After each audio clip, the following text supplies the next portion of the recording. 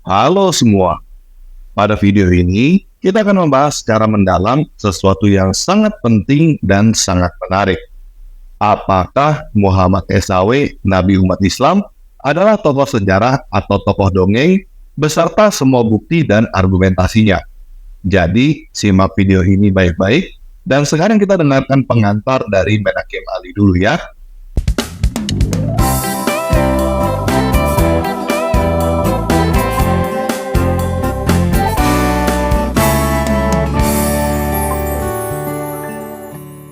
Did Muhammad exist? Apakah benar Muhammad itu tokoh yang benar-benar ada? Maksudnya, apakah Muhammad itu adalah tokoh sejarah, tokoh yang hidup dalam pentas sejarah, atau hanya merupakan tokoh mitos? Fiktif ya. Fiktif, Ya. bukan fakta yang benar-benar tervalidasi dengan data historis. Sebetulnya tema ini tidak berdiri sendiri, Pak Edi, karena di kalangan akademisi itu juga ada yang mempertanyakan apakah Musa itu tokoh fiktif atau tokoh historis. Termasuk Yesus juga ada. Apakah Yesus itu tokoh fiktif atau tokoh historis? Ya. Termasuk Muhammad Sallallahu Alaihi Wasallam itu tokoh fiktif atau tokoh historis. Jadi sebetulnya tokoh-tokoh yang ada di perbincangan keagamaan bukan hanya Muhammad Sallallahu Alaihi Wasallam yang dipertanyakan keberadaannya, tapi juga Jesus Christ atau Yesus Kristus atau Isa Al-Masih itu tokoh fiktif atau tidak. Musa atau Moses itu tokoh fiktif atau tokoh historis. Itu pertanyaan-pertanyaan yang didiskusikan di antara para ahli. Nah, kita fokus pada persoalan ini. Dan buku Robert Spencer kesimpulannya sederhana, bahwa Muhammad Sallallahu Alaihi Wasallam menurut pandangan Robert Spencer tidak bisa divalidasi sebagai tokoh historis, hanya sebagai tokoh rekaan, tokoh yang baru dimunculkan pada masa belakangan, yakni pada masa Bani Umayyah. Abad berapa itu? Ya, saya kira itu abad ke-8 Masehi, barulah tokoh ini dimunculkan. Sebagaimana Islam sebagai identitas agama itu juga muncul pada masa atau era Bani Umayyah. Sebelumnya tidak dikenal sebagai agama Islam, hanya dikenal sebagai salah satu sekte kekristenan yang muncul pada masa itu. Ini kalau kita lihat dari aspek kajian akademisi non-muslim, ya. Nah, supaya kita bisa diskusikan, bukan hanya buku yang ditulis oleh Robert Spencer, tapi juga buku yang ditulis oleh Judith Coren. Judith Coren juga punya pemikiran yang sama, bahwa Muhammad Sallallahu Alaihi Wasallam itu adalah tokoh rekaan, tokoh fiktif, tokoh yang baru dimunculkan pada masa belakangan untuk menjustifikasi bahwa ini sebagai identitas agama. Ini saya hanya menguraikan dulu ya. Jadi selain ada Robert Spencer, ada juga Judith Coren, dan ada tokoh-tokoh yang lain, termasuk juga tokoh yang kita kenal namanya itu adalah Nevo, juga punya kesimpulan yang sama. Judith Coren, mereka menulis buku bersama Nevo, judulnya Crossroad to Islam, The Origin of the Arab Religion and the Arab State. Jadi ini diterbitkan buku ini tahun 2003. Kesimpulannya sederhana, saya hanya mengutip apa yang tertulis dalam buku ini. Judulnya Kemunculan Islam dalam Kesarjanaan Revisionis, tulisan dari Profesor Muin Siri. Beliau menarasikan temuan atau pernyataan dari dua tokoh yang saya sebut tadi, yakni Judith Coren dan Nevo. Kesimpulannya begini: tidak ada data yang menunjukkan bahwa Islam saat itu sudah muncul sebagai identitas konfesional. tidak muncul sebagai identitas konvensional. Maksudnya begini, pada masa yang paling awal, Islam itu tidak dikenal. Pada masa yang paling awal, Islam sebagai agama itu belum dikenal. Dan kalau belum dikenal, hanya merupakan sebuah paguyuban saja, paguyuban dari kelompok atau sekte kekristenan yang sebetulnya bukan mandiri sebagai sebuah agama. Tetapi mandiri sebagai sebuah agama itu baru dikenal pada masa belakangan. Nah, itu maksudnya dari sebagai identitas konvensional. Oke. Baru pada zaman Abdul Malik bin Marwan, ya, baru pada masa Abdul Malik bin Marwan, ini tokoh Bani Umayyah, ya, yang berkuasa dari tahun 687 sampai 705 Masehi. Muncullah penyebutan Muhammad, istilah ya, Muhammad. Namun bukan sebagai nama orang, bukan sebagai sebuah nama pribadi, atau bukan sebagai proper name, tapi tak lebih dari sifat dari seorang nabi yang diimpikan, yang mereka impikan, hanya sebagai tokoh imajinatif yang dimunculkan, tapi bukan sosoknya yang ada. Ini tokoh yang diimajinasi, yang baru muncul belakangan. Sebab kata Muhammad sendiri secara harfiah itu bermakna terpuji. Ya, saya lanjutkan. Jadi, ketika kalangan elit Arab di Suriah menyadari pentingnya memiliki keyakinan keagamaan yang berbeda dari orang-orang Yahudi dan Kristen, misalnya, mereka memunculkan ide tentang nabi ideal yang memiliki sifat terpuji yang disebut Muhammad. Dengan kata lain, Muhammad tak lebih dari figur fiktif, bukan historis. Demikian juga dengan 4 khalifah yang pertama dalam literatur Islam disebut Khulafaur Rasyidin. Bagi Nevo dan Koren, semua kisah itu merupakan mitos, bukan fakta historis.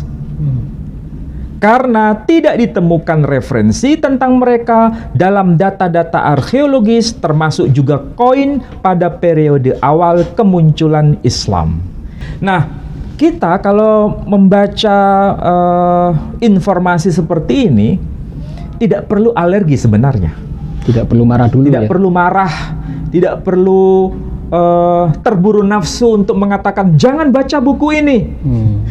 Karena bagaimanapun juga era sekarang orang bisa membaca buku apapun dalam bentuk digital.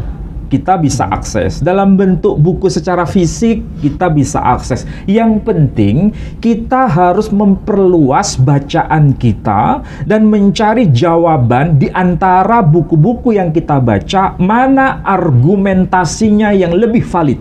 Itu yang seharusnya kita eksplorasi. Nah, dalam konteks ini, saya mencoba untuk menjawab. Nah, kesimpulannya sederhana tadi, Pak Edi. Muhammad sebagai sebuah istilah itu bukan nama orang menurut buku-buku yang menentang keberadaan beliau, atau nama gelar saja ya, hanya sebagai gelar. Bahkan Muhammad itu, istilah Muhammad itu sebetulnya gelar dari Yesus Kristus pada generasi kekristenan awal. Menurut mereka begitu. Soalnya namanya terpuji tadi. Karena istilahnya yang terpuji. Jadi itu bukan merujuk pada nama orang. Kalau bukan merujuk pada nama orang, hanya merupakan gelar, itu gelar yang secara eksklusif hanya disematkan kepada Yesus Kristus.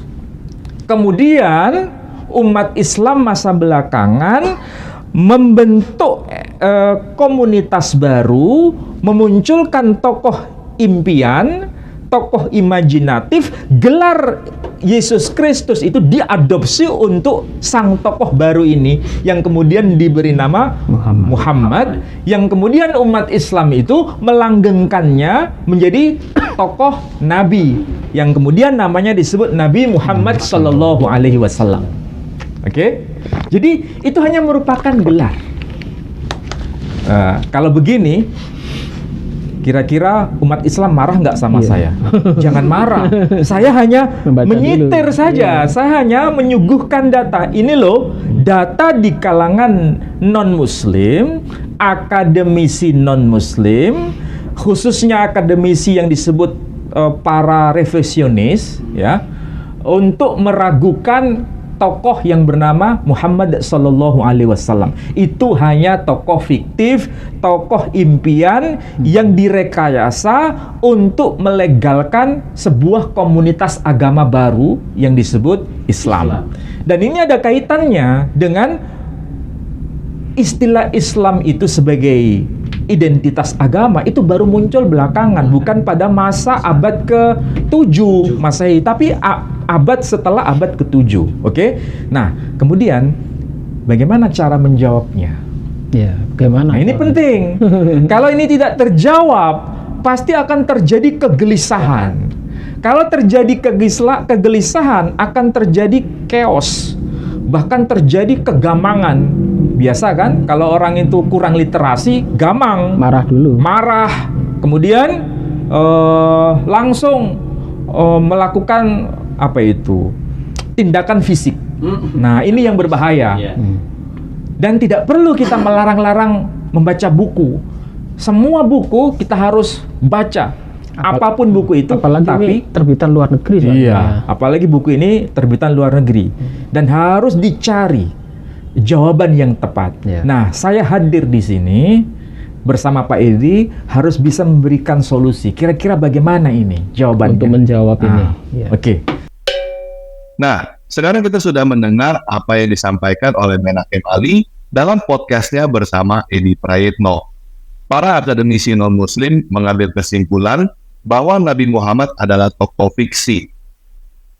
Perlu saya sampaikan di sini bahwa akademisi non-Muslim bisa berarti siapa saja atau agama apa saja.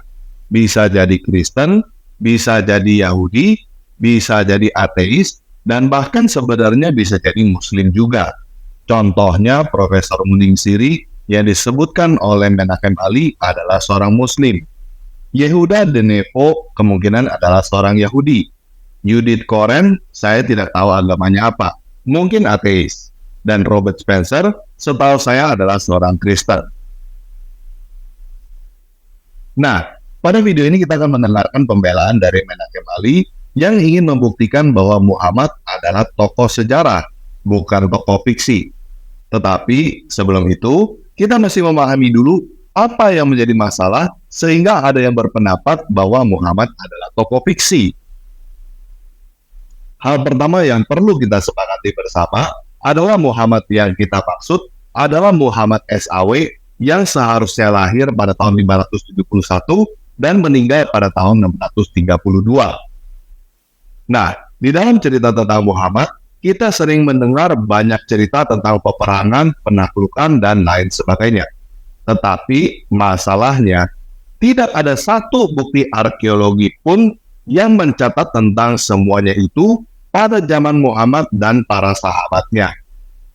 Arab adalah daerah bebatuan, dan orang-orang Arab suka mengukir di atas batu sebagai tugu peringatan.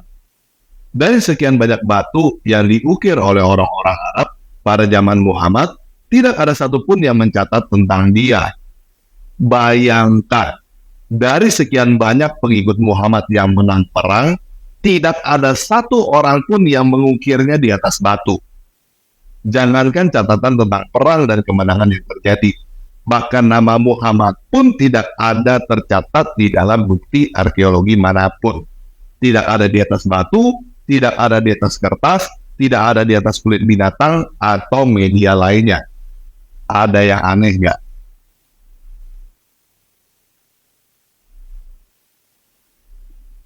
Kenapa tidak ada satu orang pun yang menulis tentang Muhammad ketika dia masih hidup? Padahal katanya dia adalah tokoh yang mengguncang dunia. Ini yang membuat para akademisi sejarah mempertanyakan apakah benar Muhammad SAW adalah tokoh yang benar-benar ada. Nah, menurut teman-teman, Kapan pertama kalinya ada orang Islam yang membuat catatan tentang Muhammad? Yuk kita dengarkan jawabannya dari Menachem Ali. Sekarang coba perhatikan nih. Nasab Nabi Muhammad Sallallahu Alaihi Wasallam, ya. Dokumen yang paling tua dari versi internal Muslim itu Sirah Nabawiyah li Ibni Ishaq.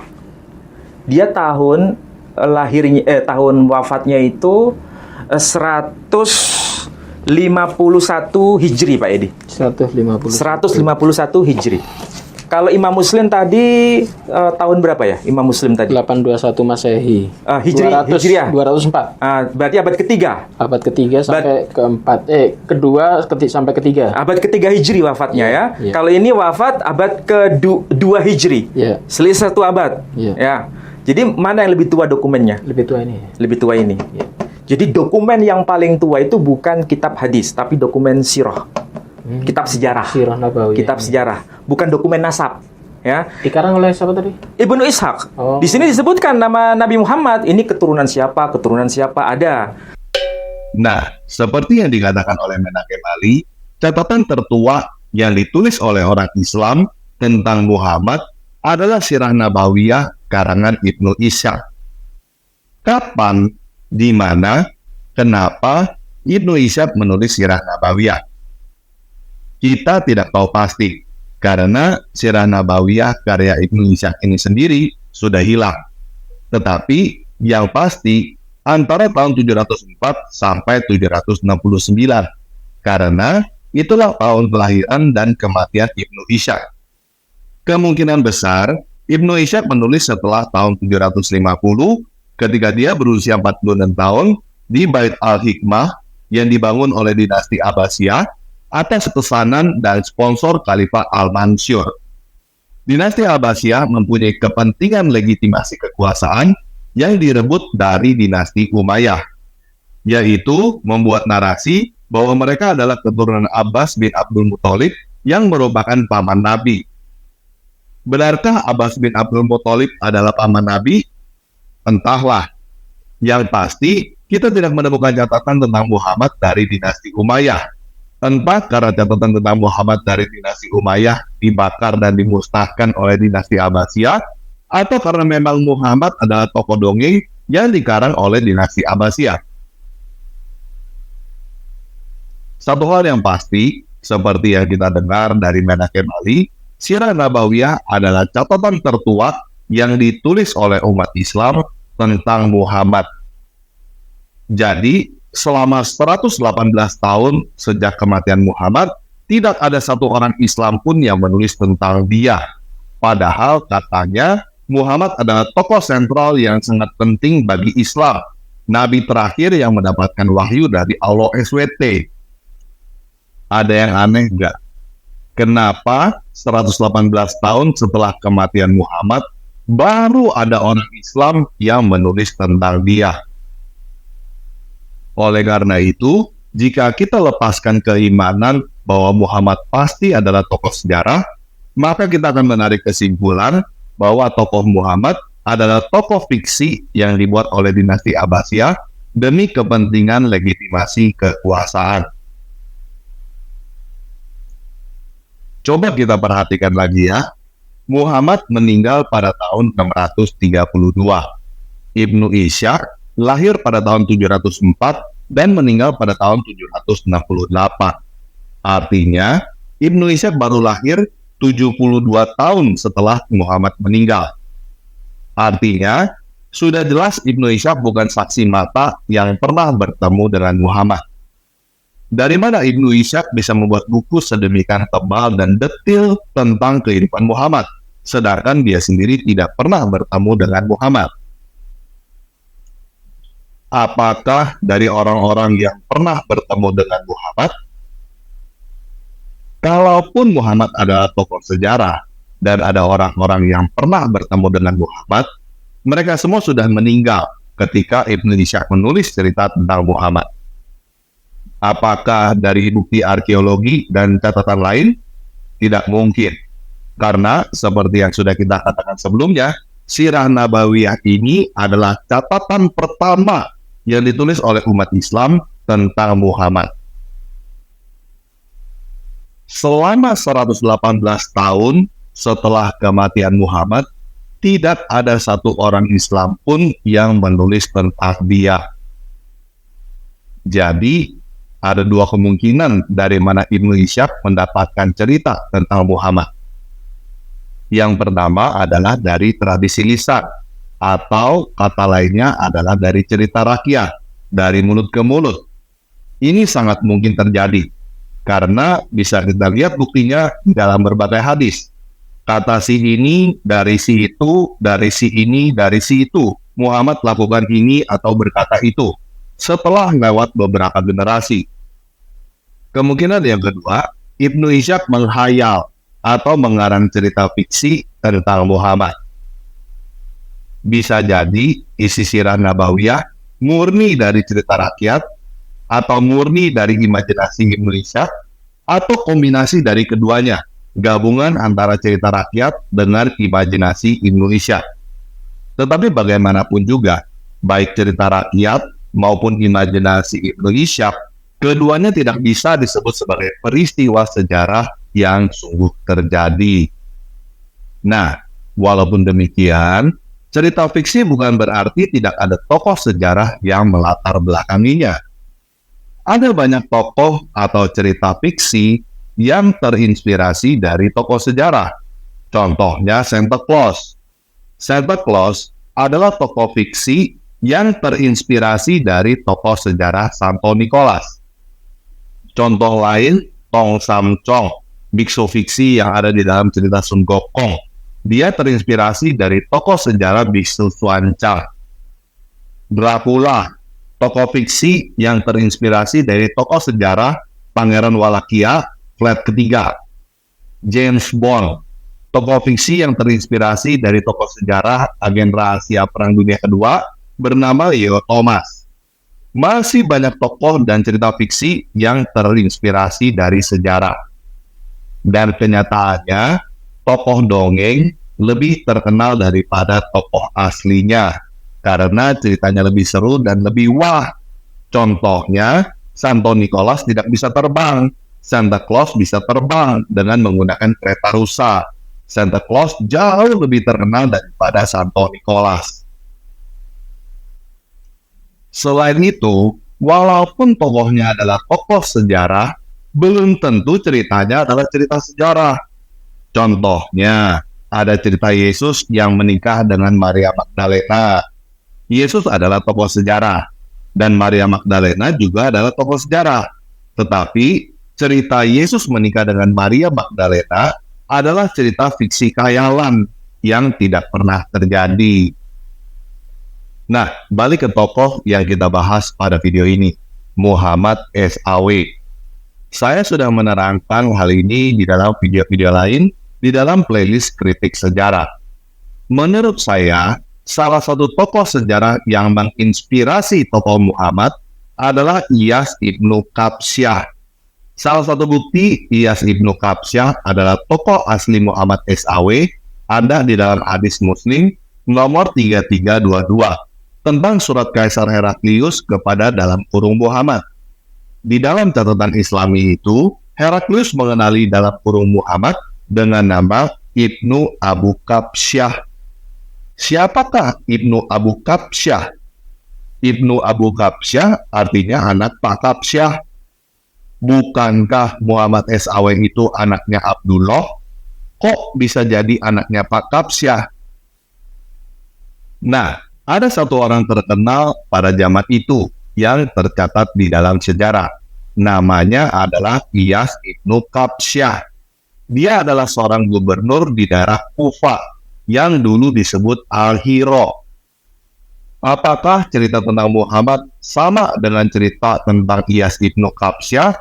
Tentu tidak. Seperti halnya cerita tentang Santa Claus berbeda dengan cerita tentang Santo Nicholas. Santo Nicholas tidak bisa terbang, Santa Claus bisa terbang. Iyas Ibnu Qabsyah adalah gubernur Al-Hira, sedangkan Muhammad mendapatkan wahyu di Gua Hira. Jadi, ada kemungkinan nama asli tokoh sejarah di balik tokoh Muhammad adalah Iyas ibnu Kabsyah. Pendapat bahwa nama aslinya bukan Muhammad bukan hanya ada di kalangan non-Muslim. Kita bisa menemukan bukti-buktinya dari sumber Islami sendiri. Contohnya, di dalam hadis Muslim 4343 yang menyebutkan bahwa Muhammad mempunyai banyak nama lain. Para akademisi modern seperti Profesor Yusuf Sedan dan Profesor Hichem Jaid berpendapat bahwa nama asli Muhammad adalah Kutam. Sumbernya dari buku Al-Sirah Al-Halabiyah, volume ke-6, halaman 128. Jadi, ketika kita berpendapat bahwa Muhammad SAW adalah tokoh fiksi, jangan diartikan bahwa cerita tentang Muhammad semuanya bohong. Pendapat bahwa Muhammad adalah tokoh fiksi bukan berarti tidak ada tokoh sejarah yang melatar belakanginya. Kemungkinan ada tokoh sejarahnya, tetapi nama aslinya bukan Muhammad. Atau mungkin dia memang menggunakan nama Muhammad sebagai gelar atau nama panggung, tetapi ceritanya tidak sesuai dengan apa yang kita dengar. Jadi, tokoh Muhammad ini adalah tokoh sejarah atau tokoh fiksi, itu adalah sebuah pertanyaan. Walaupun tokoh Muhammad ini adalah tokoh sejarah, cerita tentang dia adalah sejarah atau fiksi adalah pertanyaan yang lain. Jelas ya? Nah, sekarang ini kita masih di pertanyaan apakah Muhammad SAW adalah tokoh sejarah.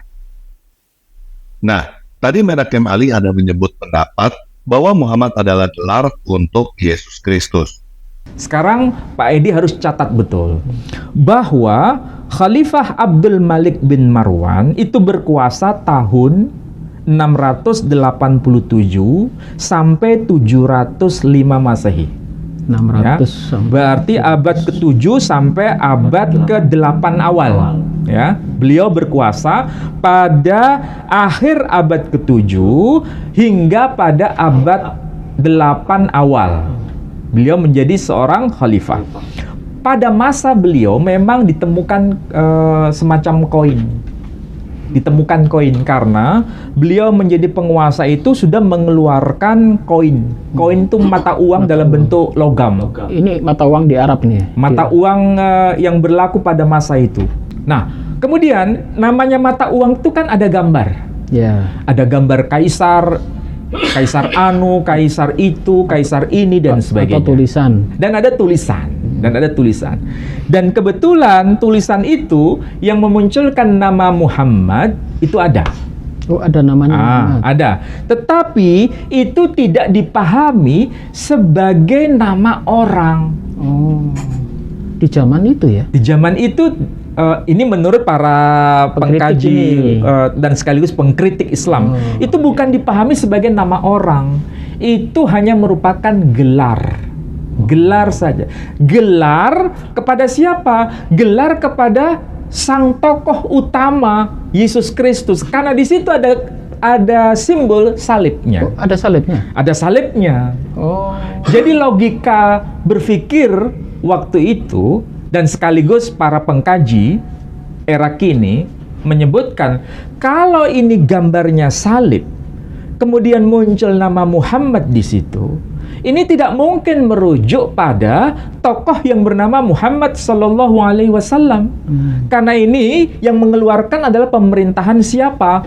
Tetapi ingat di situ ada simbol salib. Berarti ini adalah gelar Yesus Kristus sebetulnya. Dan memang betul secara kebahasaan ya, secara kebahasaan nih. Sebuah kata yang diawali dengan huruf mim itu menunjukkan bisa bermakna nama tempat atau gelar seseorang. Seperti kata masjid. Itu kan dari kata sajadah. Sajadah.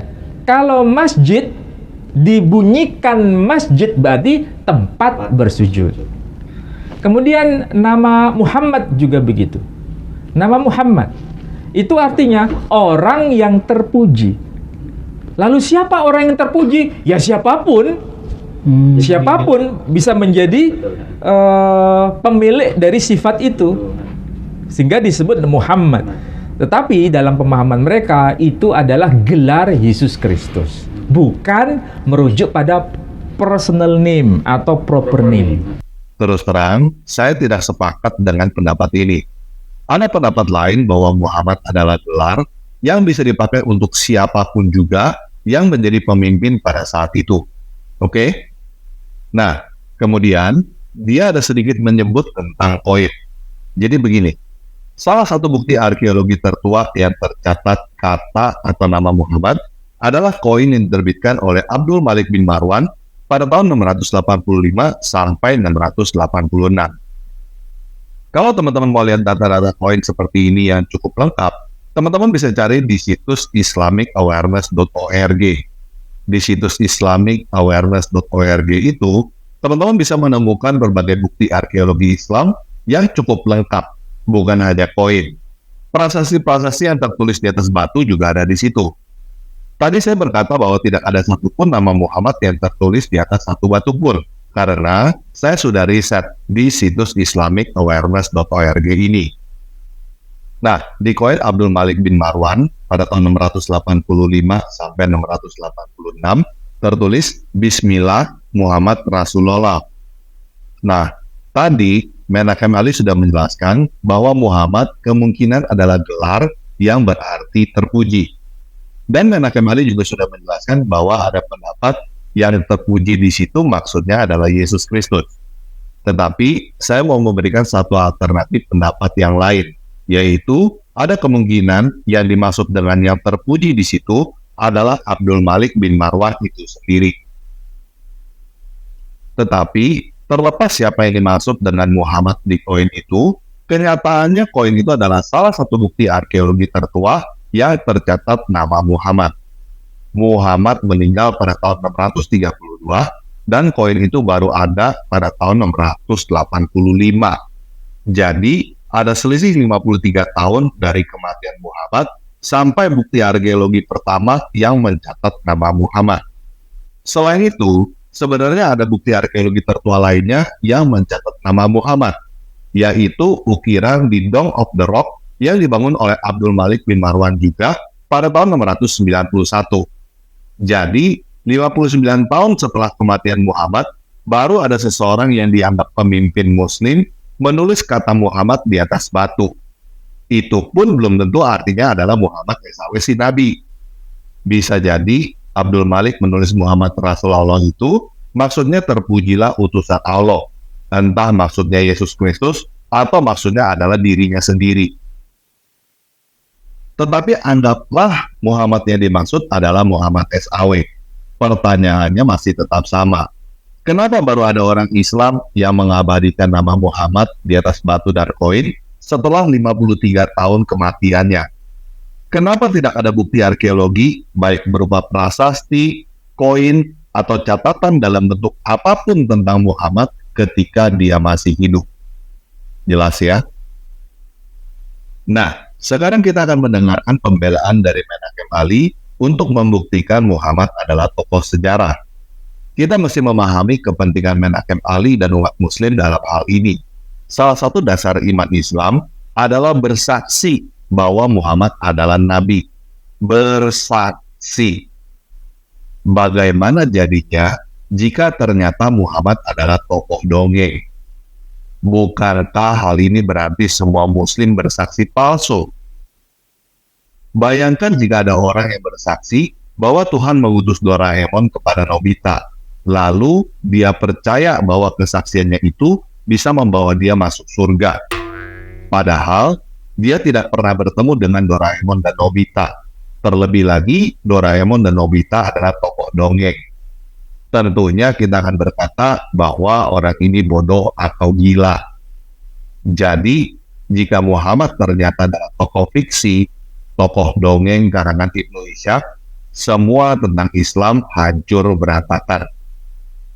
Oleh karena itu, kita memberikan kesempatan kepada Menachem Ali untuk melakukan pembelaannya ya.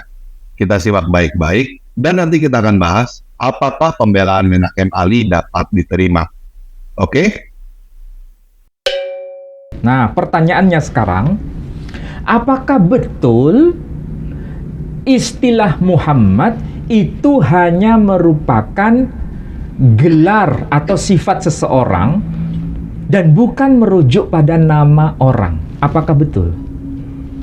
Nah, kita coba cari data.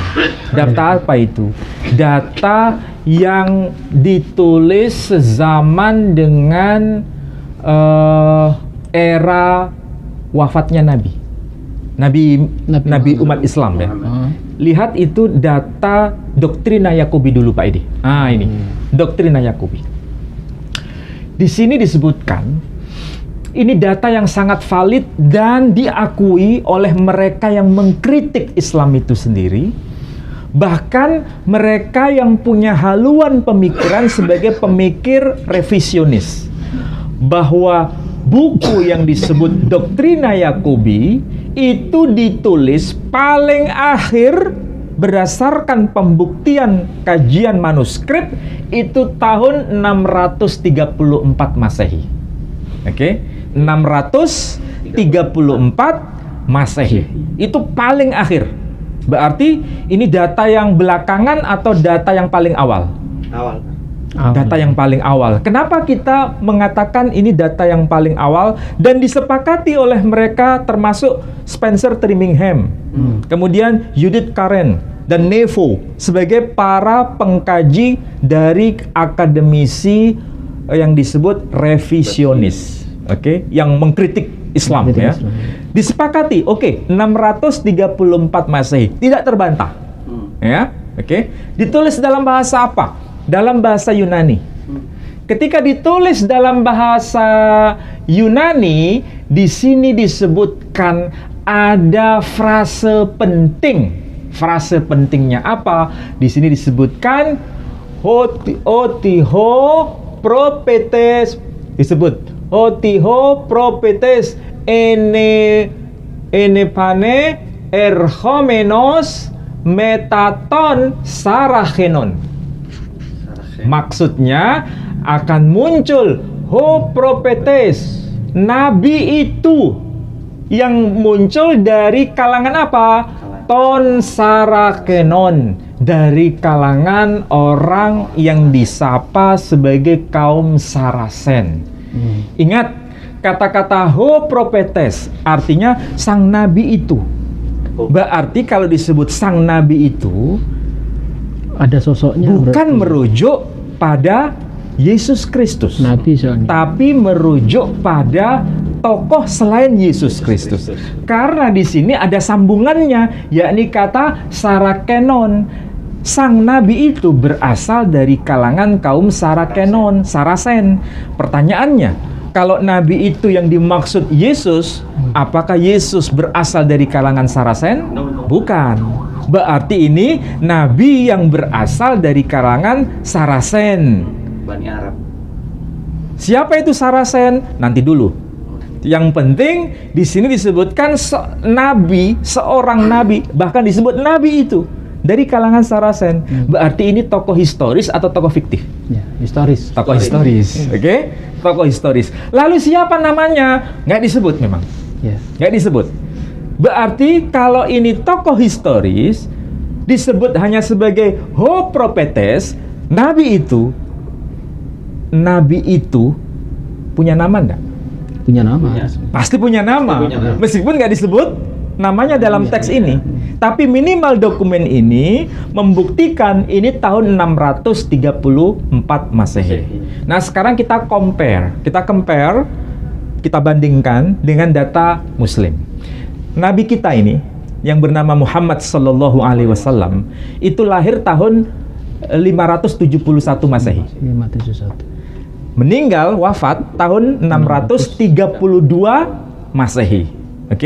632 Masehi. Sedangkan Doktrina Yaqubi, dokumen ini 634 Masehi. Berarti selisihnya berapa tahun Pak ini? 2 tahun. Nah, cuma 2 tahun. Berarti selisih 2 tahun itu tidak terlalu signifikan. Sangat begitu dekat antara sang tokoh yang disapa dengan sang nabi itu yang berasal dari kalangan Saracen, memang ini adalah tokoh historis, bukan tokoh imajinatif, bukan tokoh fiktif. Yang menjadi teka-teki siapa namanya, itu kan? Iya. Nah, ternyata namanya nanti disebut pada dokumen berikutnya. Silakan Pak Edi, dokumen berikutnya. Nah, data pertama yang ditampilkan oleh Menachem Ali adalah Doktrina Yakobi yang ditulis pada tahun 634, 2 tahun setelah kematian Muhammad. Ini adalah tulisan pertama di luar sumber Islam yang dianggap sebagai catatan pertama dan tertua tentang Muhammad SAW. Tetapi tidak disebut nama, hanya disebut Nabi Saraken. Nah, pertanyaannya, apakah yang dimaksud dengan Nabi Saraken itu adalah Muhammad SAW? Yuk kita baca keseluruhan isi Doktrina Yakobi yang berisi tentang Nabi Saraken ini. Ketiga kandidat, yaitu Sergios, komandan tentara Bizantium di Palestina, dibunuh oleh orang Saraken, saya berada di Kaisarea dan berangkat dengan perahu ke Sikamina. Orang-orang mengatakan kandidat telah dibunuh, dan kami, orang-orang Yahudi, sangat bergembira. Dan mereka mengatakan bahwa sang Nabi telah muncul, datang bersama kaum Saraken, dan bahwa dia sedang memberitakan kedatangan orang yang diurapi, yaitu Kristus yang akan datang. Saya setelah tiba di Sikamina, mampir ke seorang lelaki tua yang ahli dalam kitab suci, dan saya berkata kepadanya, "Apa yang dapat Anda ceritakan kepada saya tentang Nabi yang muncul bersama kaum Saraken?" Dia menjawab sambil mengerang dalam-dalam, "Dia salah, karena para Nabi tidak datang dengan membawa pedang. Sesungguhnya itu adalah tindakan anarki yang dilakukan saat ini, dan saya khawatir bahwa Kristus yang datang pertama yang disembah oleh umat Kristiani memang adalah yang diutus. Demi Tuhan, dan kita malah bersiap menerima antikristus." Memang Yesaya mengatakan bahwa orang-orang Yahudi akan mempertahankan hati yang sesat dan mengeras sampai seluruh bumi dihancurkan. Tapi pergilah Tuhan Abraham dan cari tahu tentang Nabi yang telah muncul. Maka aku, Abraham, bertanya dan mendengar dari orang-orang yang pernah bertemu dengannya, bahwa tidak ada kebenaran yang ditemukan di dalam diri yang disebut sebagai Nabi.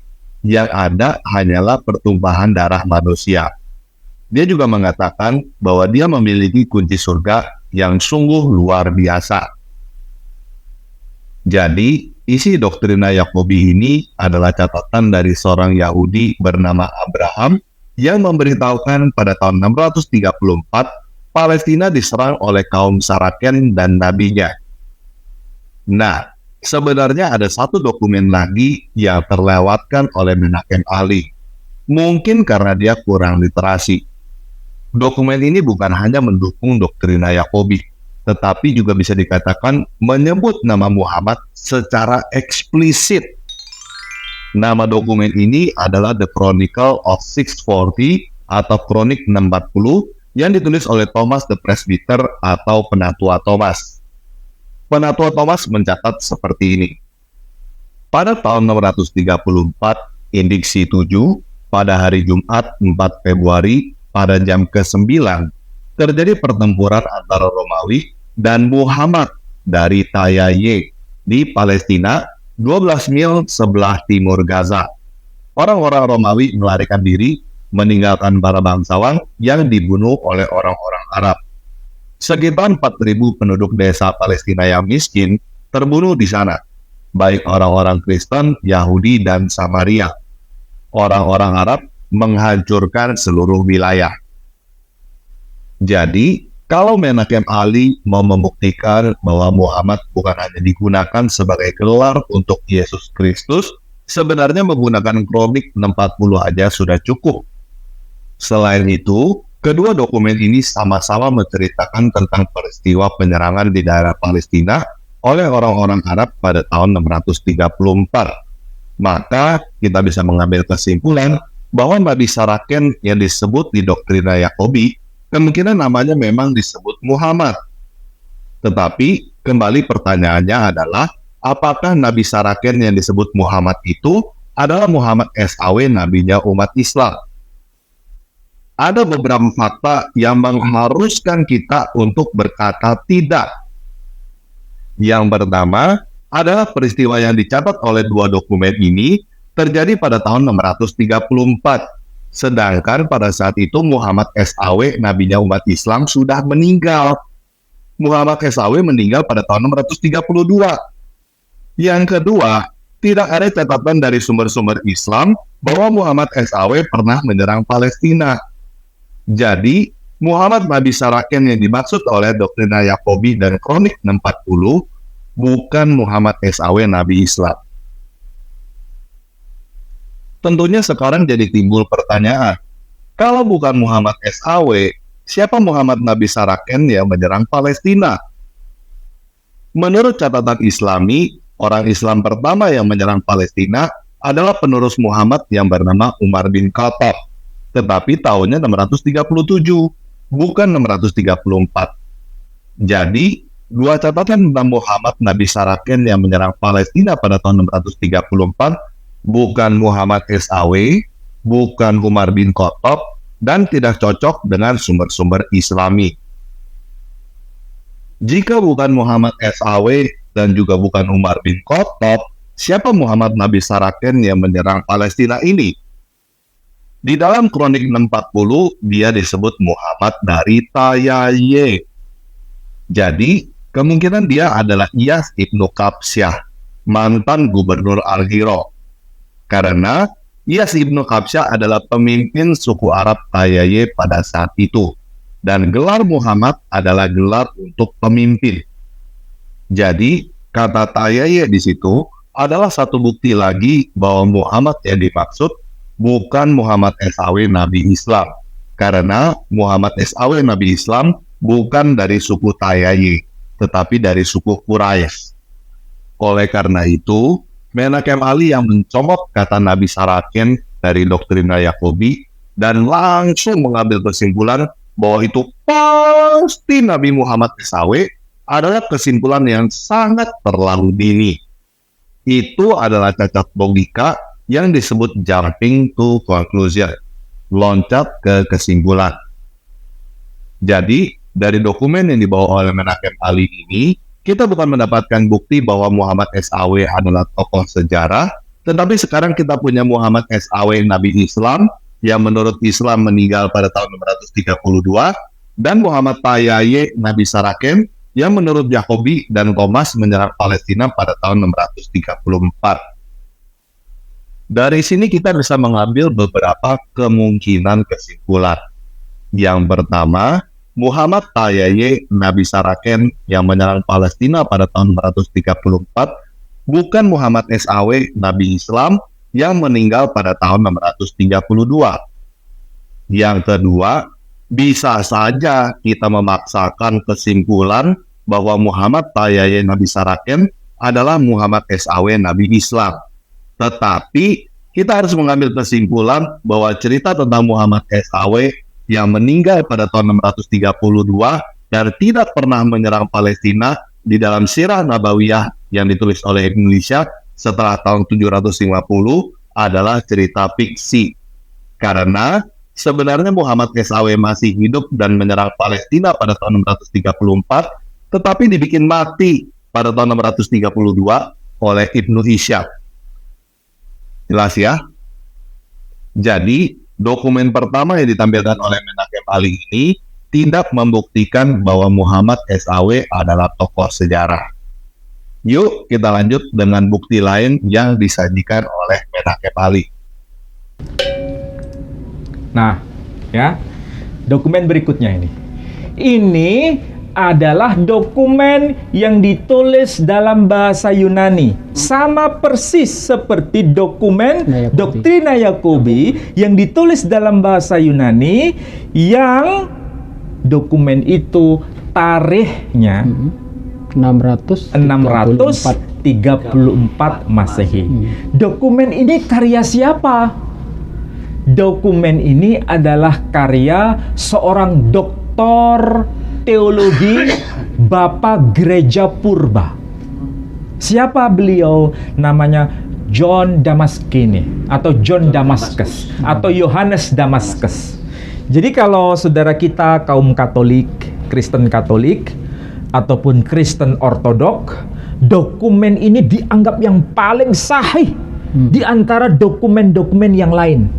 Coba bayangkan, kalau ini dianggap dokumen yang paling sahih baik di kalangan Kristen Ortodok maupun Kristen Katolik, berarti ada nggak yang membantah? Nggak ada. Nggak ada. Bahkan saudara kita kaum Kristen Protestan pun tidak meragukan dokumen ini, karena ini dokumen yang sangat valid. Bapak Gereja Purba yang hidup pada masa abad ke-7 hingga abad ke-8 awal. Nah, sekarang kapan John Damascus atau Yohanes Damascus dilahirkan? Beliau lahir tahun 675 Masehi. 675 Masehi. Meninggal tahun 749 Masehi. Ya. 749 Masehi meninggal, wafat. Lahir tahun 675 Masehi. Sekarang kita lihat di dokumen Yohanes Damascus ketika bicara the heresy, ini kaum bidat. Kaum bidat yang disapa dalam bahasa Ibrani dengan sebutan Yishmaelim atau Ismailite kalau bahasa Inggrisnya.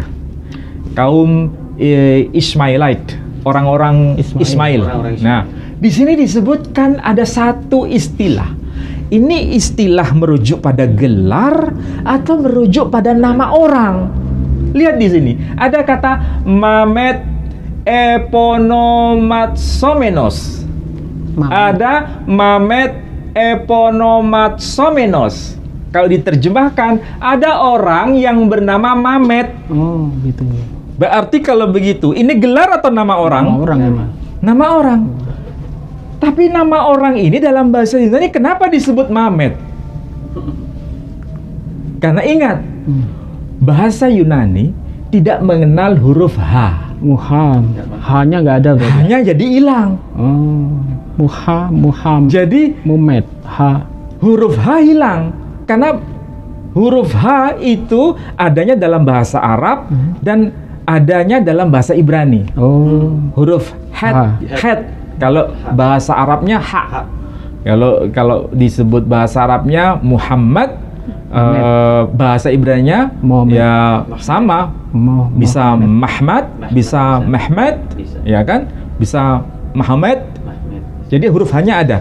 Tapi bahasa Yunani huruf H jadi hilang. Sama seperti Abraham. Dalam bahasa Ibrani muncul kata Abraham. Tapi kalau Yunani huruf H-nya hilang. Jadi apa? Abram. Yeah. Oke, berarti itu nama orang. Oke. Yeah. Dengan demikian, Mamet Eponomatsomenos itu bermakna ada orang yang bernama Mamet. Berarti ini nama orang, bukan gelar. Iya.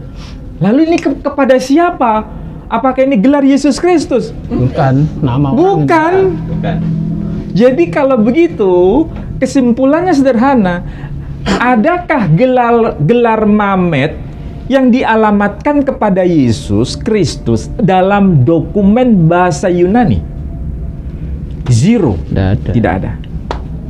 Berarti orang yang berkata gelar Mamet itu sebagai gelar kehormatan kepada Yesus Kristus terbantahkan dengan dokumen ini. Dokumen gereja membuktikan bahwa istilah Mamet itu bukan gelar Yesus Kristus, tapi ini adalah tokoh lain, nama orang yang sebetulnya tidak ada kaitan dengan kekristenan. Tidak ada kaitan dengan figur kekristenan. Oke. Kita lanjut di sini. Mamet Eponomatsomenos. Ada orang yang bernama Mamet. Hostete palaya kainea diateke perituhon. Nah, di sini dia orang yang menguasai apa? Nea diateke perituhon.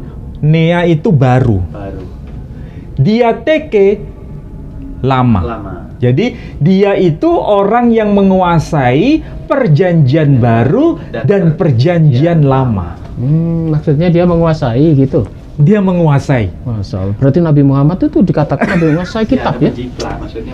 Jadi kalau begitu, apakah dia merujuk pada Yesus Kristus? Bukan. Tapi orang yang dia itu diasumsikan, didakwa, dikatakan sebagai orang yang menguasai nia diateke perituhon, menguasai kitab-kitab perjanjian baru maupun kitab-kitab perjanjian lama. Ini siapa ini? Mamet yang dalam bahasa Turki menjadi Mehmet. Iya, Turki Mehmet. Dalam bahasa Turki disebut Mehmet. Siapa Mehmet? Muhammad. Dalam bahasa Yunani Mamet. Oke, kalau begitu sekarang kita cross check. Ini tulisan John Damascus atau Yohanes Damaskus. Tahun 675 Masehi dilahirkan, meninggal tahun 749 Masehi. Kita bandingkan dengan data yang telah dipaparkan oleh Profesor Mun'in Zirri, ya, bahwa nama Muhammad sebagai sebuah istilah, sebagai gelar, bukan nama orang, tapi sebagai gelar, itu baru dimunculkan, baru ada itu pada masa Abdul Malik bin Marwan berkuasa tahun 687 Masehi hingga 705 Masehi. Nah, sekarang kita bandingkan. Kalau Abdul Malik bin Marwan berkuasa tahun 687 ya hingga tahun 705, ini berarti kalau kita bandingkan dengan John Damascus, lebih tua mana? Kalau John Damascus meninggal tahun 749 Masehi. Oke. Sedangkan Abdul Malik bin Marwan berkuasa hingga tahun 705 Masehi. Berarti kalau begitu penjelasan ini yang mengatakan ini hanya merupakan kata sifat ditolak enggak dengan pernyataan oleh Yohanes Damaskus? Ditolak. Bahwa itu bukan gelar. Ini merupakan nama orang. Kalau begitu, kesimpulannya sederhana. Muhammad tokoh fiktif atau historis? Ya. Tokoh historis. Yang mengatakan sebagai tokoh historis siapa? Dokumen Bapak Gereja sendiri. Dokumen Bapak Gereja Purbayang. Dengan pelafalan apa? Mamet. Dan nama Mamet ini tidak pernah diperuntukkan kepada orang lain. Termasuk Yesus Kristus juga tidak. Hanya merujuk pada nabinya umat Islam yang bernama Muhammad Sallallahu Alaihi Wasallam. Nah, Menachem Ali menunjukkan dokumen Heresy of the Ismailites atau Bidat Ismaili karya John atau Yohanes Damaskus yang hidup pada tahun 675 sampai 749. Saya sudah membahas isi dokumen Bidat Ismaili karya Yohanes Damaskus di dalam sebuah video khusus. Jadi saya tidak akan membacakannya ulang di sini. Teman-teman kalau mau tahu apa isi dokumen Bidat Ismaili karya Yohanes Damaskus, teman-teman bisa cari di YouTube dengan kata kunci Bidat Ismaili tanpa ragi. Oke? Nah, pertanyaan pertama. Apakah Mamet yang ada di dalam Bidat Ismaili adalah Muhammad SAW? Menachem Ali berpendapat pasti Muhammad SAW. Tidak mungkin orang lain. Sebenarnya, pendapat tidak mungkin orang lain hanya karena namanya Muhammad sudah terbantahkan dengan data Proyek 60 yang tadi kita bahas. Ada seseorang yang disebut Muhammad Tayaye Nabi Saraken pada tahun 634, dan dia bukan Muhammad SAW Nabi Islam yang sudah meninggal pada tahun 632. Tetapi Mamet yang ada di dokumen Bidat Ismaili menikahi bekas istri Zaid, persis sama dengan Muhammad SAW. Dan di dalam dokumen Bidat Ismaili banyak kutipan dari Al-Quran yang ada sekarang ini. Jadi, saya harus menjawab iya. Mamet yang dimaksud di dalam dokumen Bidat Ismaili Yohanes Damaskus adalah Muhammad SAW, Nabi Islam. Pertanyaan kedua, apakah ini membuktikan bahwa Muhammad SAW adalah tokoh sejarah? Tunggu dulu. Kita tidak bisa loncat ke kesimpulan bahwa Muhammad SAW adalah tokoh sejarah hanya karena Yohanes Damaskus mencatat dan mengkritisi dia. Maksudnya begini, kita semua tahu bahwa Doraemon adalah tokoh dongeng. Apakah karena ada orang Kristen, orang Islam, atau siapapun juga yang bukan orang Jepang mencatat atau mengkritisi Doraemon, berarti Doraemon adalah tokoh sejarah? Enggak kan? Kenyataannya saat ini banyak loh yang membicarakan dan mengkritisi Doraemon. Tetapi walaupun satu dunia membicarakan dan mengkritisi Doraemon, tidak berarti Doraemon adalah tokoh sejarah. Satu dunia membicarakan dan mengkritisi Doraemon hanya berarti Doraemon adalah tokoh dongeng yang populer. Jadi, kita harus balik ke alat ukur kita dalam menilai apakah seseorang adalah tokoh fiksi atau tokoh sejarah. Tidak bisa langsung loncat ke kesimpulan. Kalaupun seseorang adalah tokoh sejarah, kita masih harus mempertanyakan apakah cerita tentang dia adalah cerita fiksi atau cerita sejarah. Kita pelan-pelan renungkan ya, jangan langsung loncat ke kesimpulan. Coba kita renungkan, apakah Yohanes Damaskus adalah saksi mata yang berjumpa langsung dengan Muhammad SAW? Muhammad SAW meninggal pada tahun 632, sedangkan Yohanes Damaskus lahir pada tahun 675. Jadi, jelas Yohanes Damaskus bukan saksi mata, karena dia lahir 43 tahun setelah kematian Muhammad SAW. Lalu, dari mana Yohanes Damaskus mendengar cerita tentang Muhammad SAW? Kalau kita baca dokumen Bidat Ismaili, kita bisa mengambil kesimpulan bahwa Yohanes Damaskus tahu tentang Muhammad dari orang-orang Bidat Ismaili yang berdebat dengan dia di dalam dokumen itu. Sebagai contoh, di dalam dokumen Bidat Ismaili itu, Yohanes Damaskus bertanya kepada orang-orang Bidat Ismaili itu, bagaimana cara Muhammad mendapatkan buku dari Allah? Orang-orang itu menjawab, Muhammad mendapatkannya ketika dia sedang tidur. Benarkah Muhammad mendapatkan buku dari Allah ketika dia sedang tidur? Tentu tidak. Apakah Yohanes Damaskus berusaha untuk memeriksa kebenaran sejarah bahwa Muhammad mendapatkan buku ketika sedang tidur? Tentu tidak. Yohanes Damaskus mentertawakannya, mengkritisinya. Dia bahkan bertanya kepada orang-orang itu, kenapa kalian tidak menanyakan apakah ada saksi mata yang melihat Muhammad mendapatkan buku ketika sedang tidur? Jadi, Yohanes Damaskus tidak sedang menceritakan bahwa Muhammad adalah tokoh sejarah, tetapi dia sedang menceritakan bahwa dia bertemu dengan orang-orang Bidat Ismaili yang percaya bahwa Muhammad melakukan ini itu, dan dia sedang mengkritisi cerita tentang Muhammad yang dipercaya oleh para Bidat Ismaili itu. Ini seperti kita sedang menulis artikel bahwa ada orang-orang yang percaya bahwa Doraemon adalah nabi yang diutus Tuhan kepada Nobita dengan alasan ini itu, dan kita mengkritisi mereka. Apakah karena kita menulis artikel bahwa ada orang-orang yang percaya bahwa Doraemon adalah nabi yang diutus Tuhan kepada Nobita, kesimpulannya Doraemon dan Nobita adalah tokoh sejarah? Tentu tidak.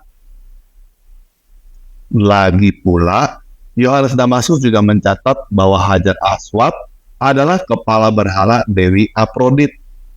Kalau teman-teman muslim mau menggunakan Bidat Ismaili sebagai bukti bahwa Muhammad adalah tokoh sejarah, apakah teman-teman juga mau menerima kenyataan bahwa Hajar Aswad adalah kepala berhala Dewi Afrodit?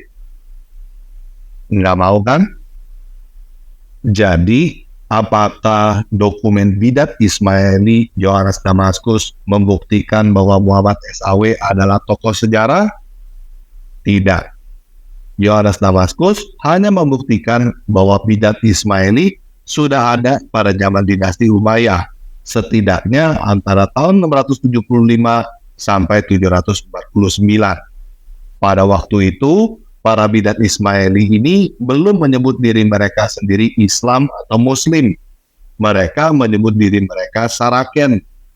Selain itu, cerita tentang Muhammad mendapatkan wahyu dari malaikat Jibril di Gua Hiro juga kemungkinan belum ada. Yang ada adalah Muhammad mendapatkan buku turun gedebuk dari langit ketika sedang tidur. Kalau teman-teman bandingkan bidat Ismaili dengan sirah Nabawiyah atau cerita tentang Muhammad yang ada di zaman modern ini, jelas ada persamaan dan perbedaan. Misalnya, kita tahu bahwa Muhammad menikahi bekas istri Zaid. Di dalam cerita yang kita dengar sekarang ini, Muhammad tidak meminta Zaid menceraikan istrinya. Tetapi di dalam bidat Ismaili dikatakan bahwa Muhammad meminta Zaid menceraikan istrinya. Selain itu, Muhammad yang mayoritas Muslim percaya sekarang ini adalah seorang yang buta huruf dan tidak pernah baca Alkitab. Tetapi Muhammad yang ada di dalam bidat Ismaili mengerti Alkitab dan bisa menulis. Artinya, terlepas dari apakah Muhammad adalah tokoh sejarah atau tokoh dongeng, cerita tentang Muhammad yang didengar oleh Yohanes Damaskus mengalami perubahan atau evolusi ketika menjadi buku sirah Nabawiyah yang ditulis oleh Ibnu Ishaq. Jadi, dokumen bidat Ismaili Yohanes Damaskus tidak bisa dijadikan bukti bahwa Muhammad SAW adalah tokoh sejarah. Kalaupun kita mau paksa Muhammad adalah tokoh sejarah berdasarkan dokumen bidat Ismaili, kita harus menerima konsekuensi bahwa walaupun Muhammad adalah tokoh sejarah, tetapi banyak cerita tentang dia yang dikarang oleh Ibnu Ishaq. Salah satunya adalah cerita tentang dia bertemu dengan malaikat Jibril. Karena cerita yang ada pada zaman Yohanes Damaskus adalah Muhammad menerima buku ketika dia sedang tidur. Jelas ya?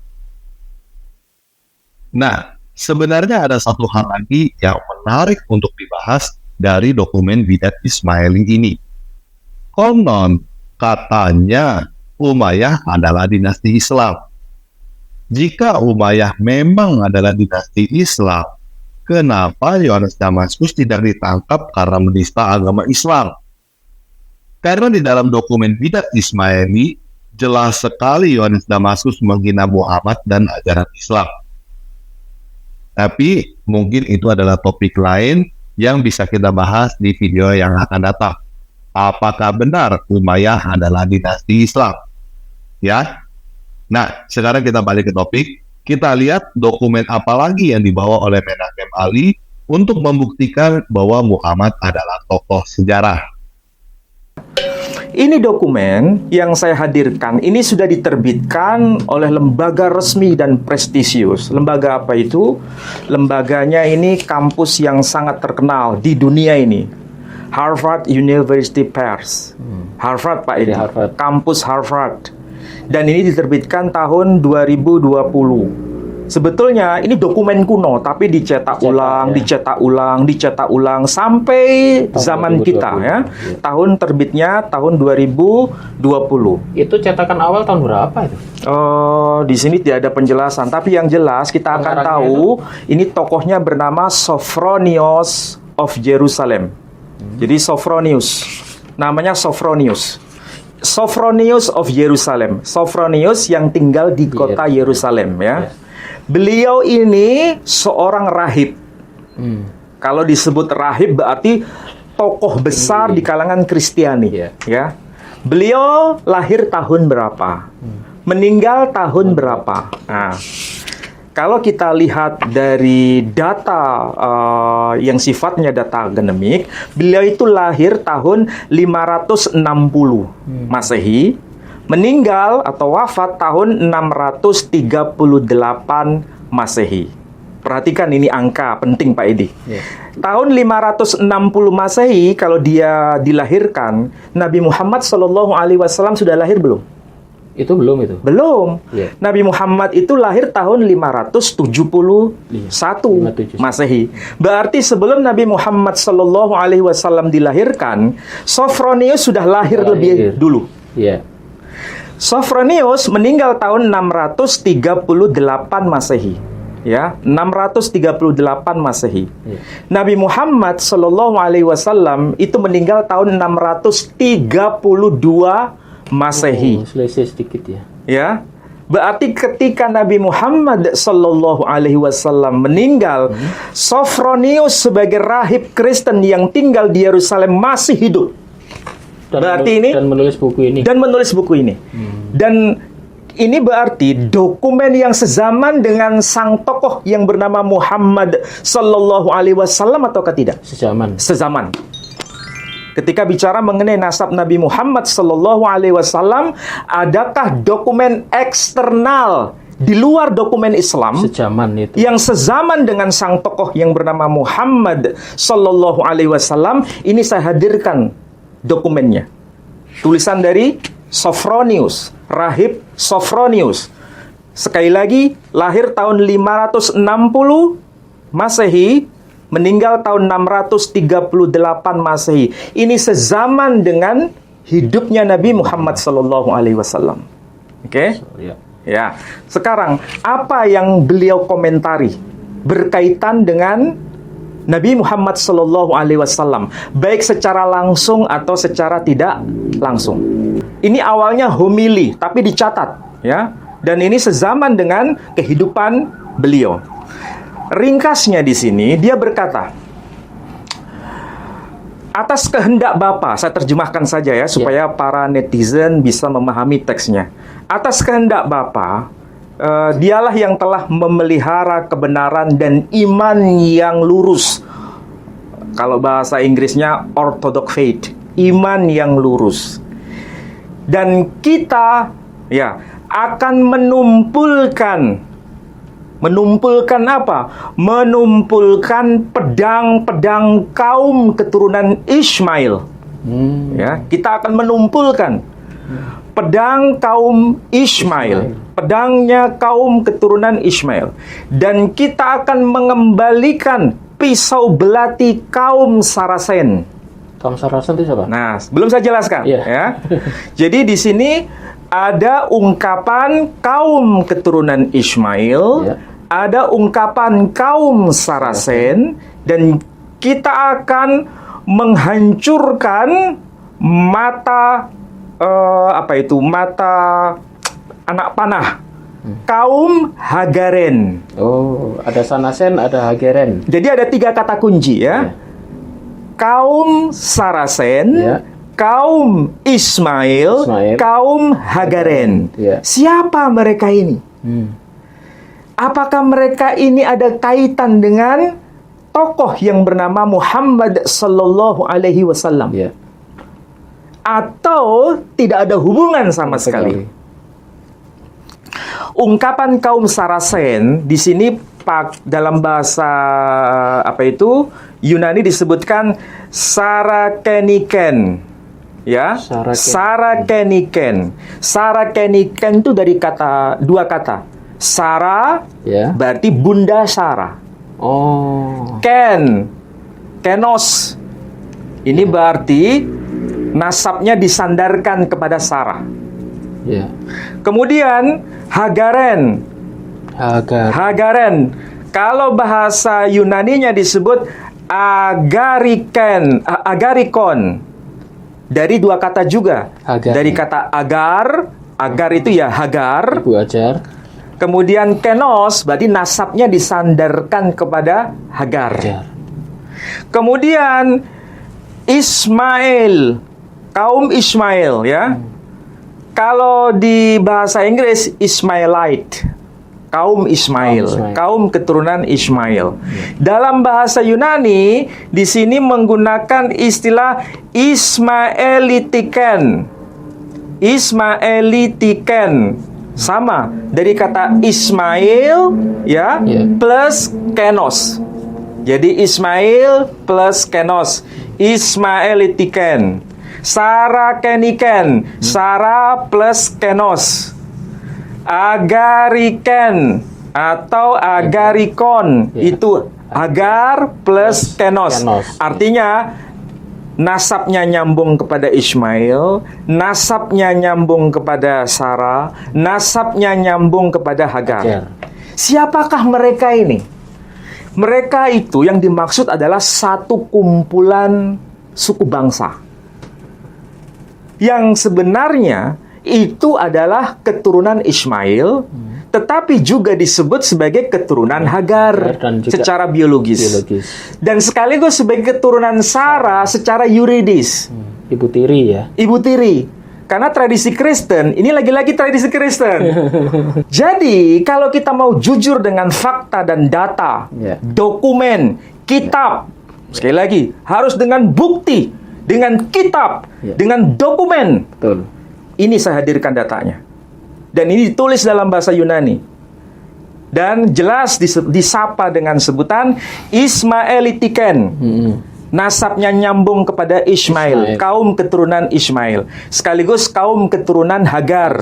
Sekaligus kaum keturunan Sarah. Secara yuridis. Karena di dalam Alkitab sendiri, Nabi Ismail selain putra biologis dari Sayyidah Hajar, sekaligus dia putra adopsi dari Sarah.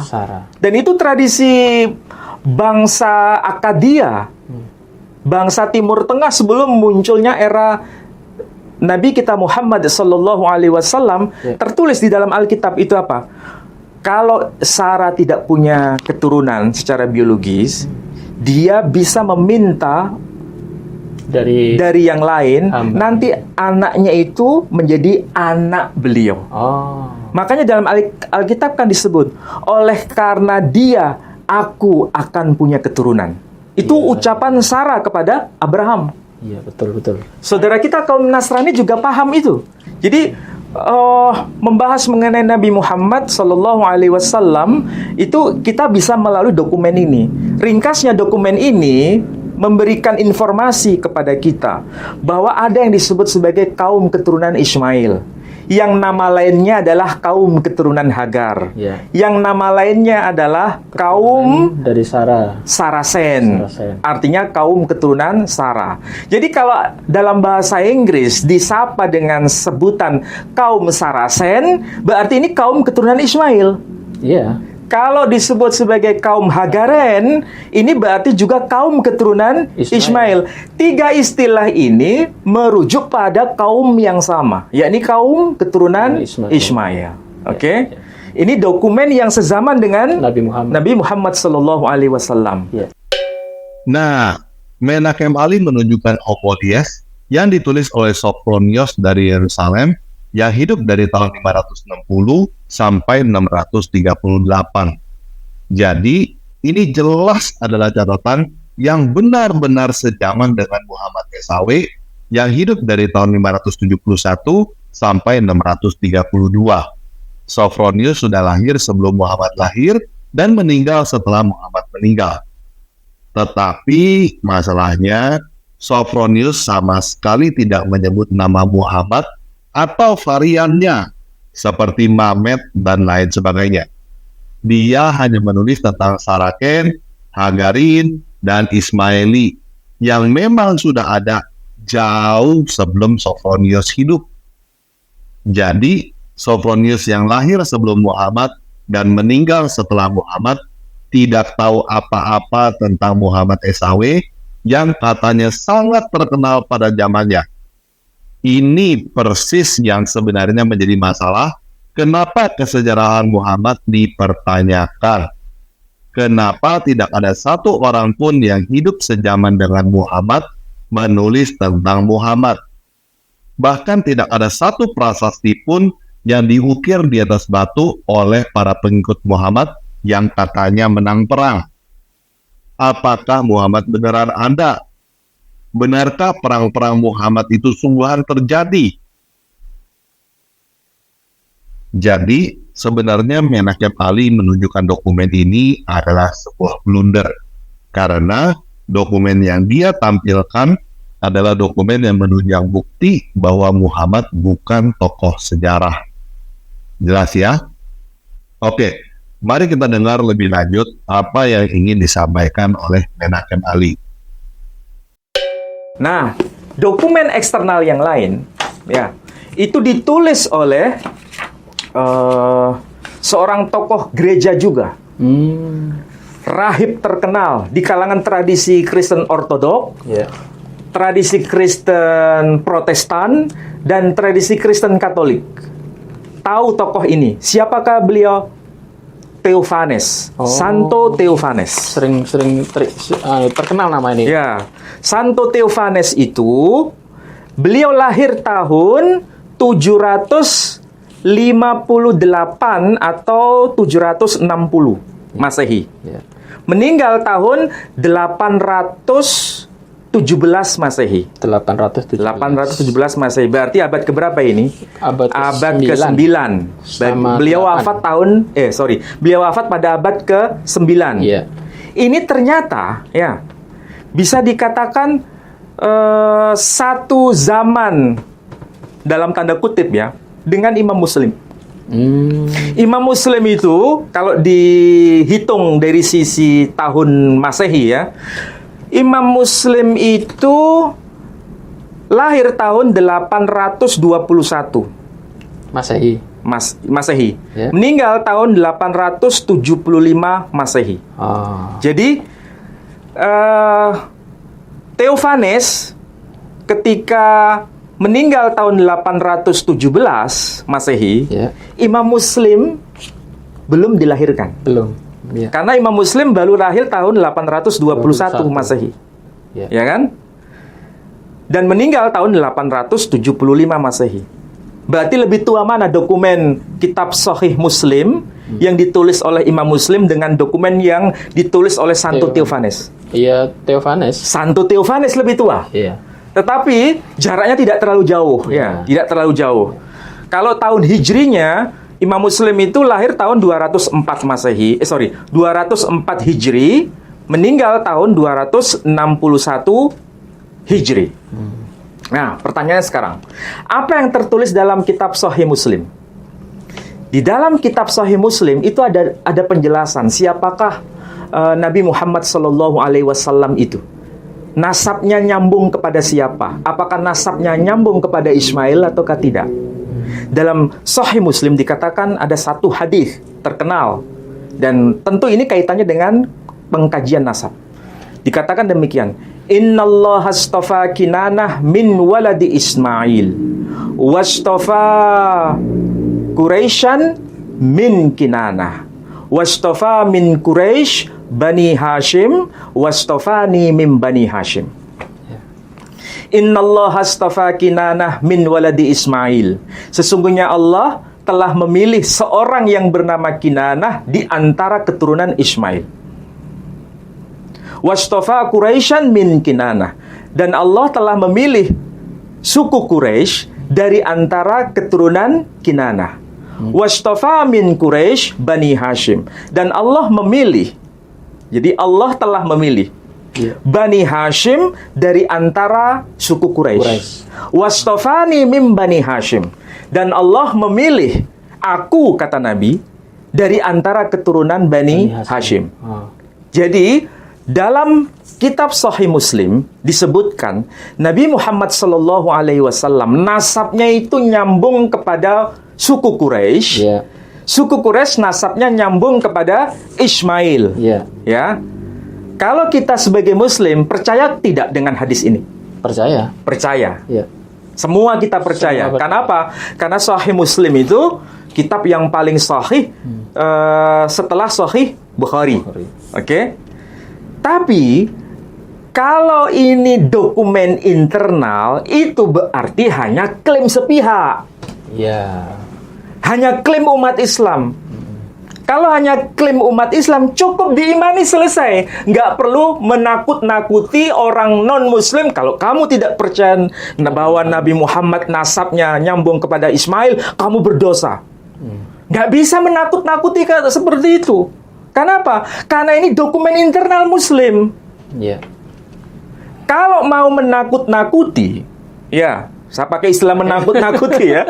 Kalau menakut-nakuti, harus bisa menghadirkan dokumen eksternal. Pembanding. Ada pembandingnya. Iya, iya. Dokumen apa itu? Ini dokumennya. Ini yang tulis orang Kristen ini. Dokumen yang ditulis oleh orang Kristen bahwa nasab Nabi Muhammad Sallallahu Alaihi Wasallam itu juga nyambung kepada Ismail melalui Quraisy. Iya, iya, iya. Betul tidak? Ini dokumennya saya bacain. Ya, Santo Theophanes tadi. Santo Theophanes. Jadi di sini Pak Edi, ini memang bahasanya harus dipahami secara arif supaya jangan kemudian terburu nafsu menyalahkan dokumen, ya. Yes. Ya. Penerbitnya sama. Penerbitnya mana? Ini. Harvard University Press. Ya, Harvard University Press. Tahun berapa? 2018. Oke, jelas ya? Ini sudah dikompilasi ini. Ini dokumen-dokumen bahasa Latin yang dapat kita akses pada masa abad pertengahan mengenai kehidupan Nabi Muhammad SAW yang diedit dan ditransliterasikan oleh Julian Jolls dan Jessica Weiss, ya. Tahun berapa? 2018. Oke, dari sini jelas. Apa yang tertulis di sini? Saya bacakan yang versi bahasa Inggris, saya terjemahkan ke dalam bahasa kita ya, supaya paham. Di sini disebutkan, ini Santo Theophanes sendiri menulis. Pada tahun ini telah meninggal seorang yang bernama Muhammad, seorang pemimpin nabi palsu dari kalangan kaum Saracen. Disebutkan ya. Saracen ya. Saya ulangi lagi. Pada tahun ini telah wafat, telah meninggal seorang yang bernama Muhammad, seorang pemimpin nabi palsu dari kalangan kaum Saracen. Iya. Ya, yang juga dikenal sebagai orang-orang Arab. Jadi kalau begitu, ya, ada seorang yang bernama Muhammad dalam tulisan ini ya, Santo Theophanes menyebutnya sebagai pemimpin dan sekaligus menyebutnya sebagai nabi palsu. Ya, karena ini Santo Theophanes ini lahirnya setelah Nabi Muhammad meninggal ini ya. Ya, betul. Jadi, kalau dia menyebut nabi palsu, itu wajar. Wajar. Kenapa? Di luar agama Karena ini bukan bagian dari imannya seorang rahib yang bernama Santo Theophanes.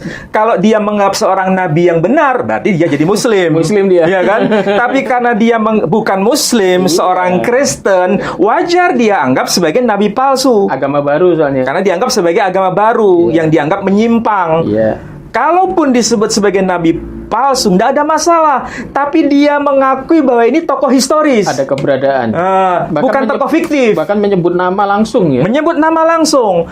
Namanya disebut Muhammad. Bukan tokoh fiktif. Meskipun agamanya tidak diakui. Ajarannya tidak diakui. Makanya di sini menggunakan istilah apa? Disebutkan nama Muhammad. Dari dalam bahasa Latin disebut Muhammad. Kalau bahasa Inggrisnya Muhammad, kalau sudah diinggriskan. Nama aslinya dalam bahasa Latin disebutkan Muhammad. Saracenorum qui et Arabum princeps et pseudopropeta. Artinya apa? Seorang yang bernama Muhammad, Saracenorum, keturunan kaum Saracen. Berarti kaum Saracen itu sama dengan kaum keturunan Ismail. Sama dengan kaum keturunan Hagar. Sama seperti kesaksian Sophronius. Ya, yang tadi saya sebutkan. Jadi ada seorang yang bernama Muhammad yang berasal nasabnya itu dari kalangan kaum Saracen. Maksudnya sama dengan kaum Ismail, keturunan Ismail, sama dengan kaum keturunan Hagar. Berarti betul ada pengakuan di sini bahwa Muhammad itu keturunan kaum Saracen yang juga disapa sebagai qui et Arabum, bangsa Arab. Kemudian princeps sebagai pemimpin, et pseudopropeta. Pseudo itu palsu, propeta nabi. Jadi nabi palsu. Dari sini masih dirinci lagi. Apakah sekedar kaum keturunan Ismail? Iya. Rinciannya apa? Di sini disebutkan. Ya, ini terjemahnya dulu ya. Dia itu keturunan dari suku yang amat dikenal. Ya, suku yang amat dikenal. Keturunan dari Ismail, putra Abraham. Ya, putra Abraham. Cicitnya nanti itu bernama Nizar. Ya, Nizar yang dianggap sebagai patriark bangsa Arab. Ya. Dia itu Nizar memiliki 2 anak, yakni Mudhar dan Rabi'ah. Mudhar melahirkan suku Quraisy, suku Qais, suku Tamim, suku Asad, dan suku-suku yang lain yang tidak dikenal. Jadi di sini ada pengakuan bahwa Nabi Muhammad SAW itu keturunan Ibrahim, keturunan Ismail, keturunan Nizar, keturunan Mudhar, keturunan Quraisy. Lengkap sudah. Lengkap di sini. Di sini bahasa Latin jelas dikatakan apa? Ismaelis, Fideliset, Fili Abrahai, keturunan Ismail, anak dari Abraham. Nizarus Enim, keturunan dari Nizar. Ismaelis Pronepos. Jadi dia itu sebagai patriark kaum keturunan Ismail. Kemudian di sini disebutkan Higignit Filios Duos. Nizar ini memiliki 2 anak, Duos. Filios Duos, 2 anak. Siapakah itu? Mudarum, Sliset, Rabiam. Yang pertama Mudarum, yang kedua disebut Rabia. Mudarus Gignit Kurasum. Mudar memperanakkan Quraisy, Quraisy et Kaison et Teomimen et Asadum et alias Ignotos. Jadi Mudars itu melahirkan suku Quraisy, suku Qais, suku Tamim, suku Asad, dan suku-suku lain yang tidak dikenal. Et alias Ignotos, dalam bahasa Latin disebutkan begitu. Jadi di sini dokumennya jelas bahwa nasab Nabi Muhammad SAW itu keturunan Quraisy, ya, Quraisy keturunan Nizar, ya, keturunan Mudhar bin Nizar, keturunan Ismail, keturunan Ibrahim. Ini dokumen eksternal, Pak Edi. Yang memperkuat apa yang dikatakan oleh Imam Muslim. Jadi dokumen internal ada, dokumen eksternal ada. Iya. Begitulah seharusnya cara membuktikan nasab yang benar. Bahkan sezaman itu. Sezaman. Iya. Jadi kalau hanya dokumen Imam Muslim, ya cukup diimani. Tapi kalau nggak bisa menghadirkan dokumen seperti ini, untuk apa kita memaksa orang percaya? Iya. Nah, sekarang Menachem Ali mengutip catatan dari The Chronicle oleh Theophanes yang hidup antara tahun 758 sampai 817. Jadi, jarak antara kematian Muhammad sampai kelahiran Theophanes adalah 126 tahun. Jelas Theophanes bukan orang yang hidup sejaman dengan Muhammad. Edi Prayitno mungkin nggak ngeh tentang hal ini sehingga mengira Theophanes hidup sejaman dengan Muhammad. Tetapi terlepas dari itu, kita tetap fokus pada pertanyaan kita. Apakah Theophanes menulis tentang Muhammad SAW?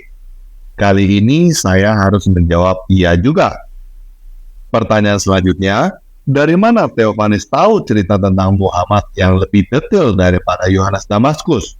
Padahal Theophanes lebih telat daripada Yohanes Damaskus. Apakah Theophanes mendapatkan wahyu gedebuk dari langit? Tentu saja tidak. Tentunya Theophanes mendapatkan referensi dari catatan yang sudah ada sebelumnya. Apa yang menjadi referensi Theophanes? Tentunya yang menjadi referensi Theophanes adalah Sirah Nabawiyah karangan Ibnu Ishaq. Karena pada saat Theophanes hidup, buku Sirah Nabawiyah itu sudah beredar. Jadi, apakah The Chronicle of Theophanes yang ditulis setelah Sirah Nabawiyah bisa dikatakan sebagai bukti bahwa Muhammad adalah tokoh sejarah? Tidak bisa. Nah, mumpung kita sedang membahas The Chronicle of Theophanes, saya ingin memberikan satu buah bukti lagi bahwa kalau ada catatan tentang Muhammad pada abad ke-7, itu belum tentu tentang Muhammad SAW. Saya ingin memberikan bukti ini karena saya sering melihat Menachem Ali punya pola pikir yang sangat sempit. Kalau melihat nama Muhammad, dia langsung mengambil kesimpulan bahwa itu sudah pasti Muhammad SAW. Apalagi jika Menachem Ali menemukan tulisan Muhammad anak Abdullah, kan? Saya cukup yakin dia pasti langsung ambil kesimpulan bahwa itu yang dimaksud adalah Muhammad SAW. Siapa lagi Muhammad anak Abdullah kalau bukan Muhammad SAW? Nah, sekarang saya kasih bukti catatan tentang Muhammad anak Abdullah abad ke-7 yang sudah pasti bukan Muhammad SAW dari The Chronicle of Theophanes yang dikutip oleh Menachem Ali. Di dalam The Chronicle of Theophanes, catatan tahun 671-672 tertulis begini. Pada tahun ini, di bulan Maret, pelangi muncul di langit, dan semua manusia begini, dan mengatakan bahwa ini adalah akhir dunia. Pada tahun ini, para penyangkal Kristus memperlengkapi armada besar, dan setelah mereka berlayar melewati Kilikia, Mohamed putra Abdelas atau Muhammad putra Abdullah menghabiskan musim dingin di Smyrna, sedangkan Kaisos menghabiskan musim dingin di Kilikia dan Lycia. Jadi di sini ada disebut nama Muhammad putra Abdullah pada abad ke-7, tapi jelas dia bukan Muhammad SAW, karena pada tahun 671 Muhammad SAW sudah meninggal, dan dia tidak pernah menghabiskan musim dingin di Smyrna. Ini argumen yang sama persis dengan Muhammad Tayyaye Nabi Saraken yang menyerang Palestina pada tahun 634. Karena pada tahun 634, Muhammad SAW sudah meninggal dan dia tidak pernah menyerang Palestina. Nah, ini adalah dokumen terakhir yang disajikan oleh Menachem Ali. Saya cukup yakin Menachem Ali sudah sungguh-sungguh berusaha dengan sangat keras membuktikan Muhammad SAW adalah tokoh sejarah. Dia sudah menyajikan 4 dokumen yang sangat menarik. Homilis yang ditulis oleh Sophronius dari Yerusalem, yang hidup dari tahun 560 sampai 638. Doktrina Yakobi yang mencatat Nabi Saraken menyerang Palestina pada tahun 634. Bidat Ismaili karya Yohanes Damaskus yang hidup pada tahun 675 sampai 749. Dan The Chronicle of Theophanes yang hidup pada tahun 758 sampai 817. Selain itu, saya sendiri sudah menambahkan 1 dokumen lagi, Kronik 640 yang ditulis oleh Penatua Thomas. Jadi, kita sudah melihat 5 dokumen. Dan setahu saya, sampai saat ini, hanya 5 dokumen inilah yang bisa kita temukan yang sejaman atau dekat-dekat dengan Muhammad dan kemungkinan berhubungan dengan Muhammad di luar catatan sumber Islam. Catatan dari sumber Islam sendiri yang tertua adalah Sirah Nabawiyah karangan Ibnu Ishaq pada zaman dinasti Abbasiyah setelah 118 tahun tokoh Muhammad SAW katanya meninggal. Sekarang, apakah kita sudah menemukan bukti yang solid bahwa Muhammad SAW adalah tokoh sejarah? Belum. Sampai saat ini, kesimpulan yang bisa kita ambil adalah yang pertama, Muhammad adalah gelar atau nama yang digunakan oleh seseorang. Yang kedua, kita belum menemukan bukti bahwa Muhammad SAW adalah tokoh sejarah. Yang ketiga, tokoh dongeng bukan berarti tidak ada tokoh sejarah yang melatar belakanginya. Seorang tokoh dongeng bahkan bisa terinspirasi oleh beberapa tokoh sejarah. Yang keempat, walaupun misalnya Muhammad SAW adalah tokoh sejarah, kemungkinan nama aslinya bukan Muhammad. Mungkin nama aslinya adalah Iyas ibnu Kapsyah, atau mungkin nama aslinya adalah Kutam.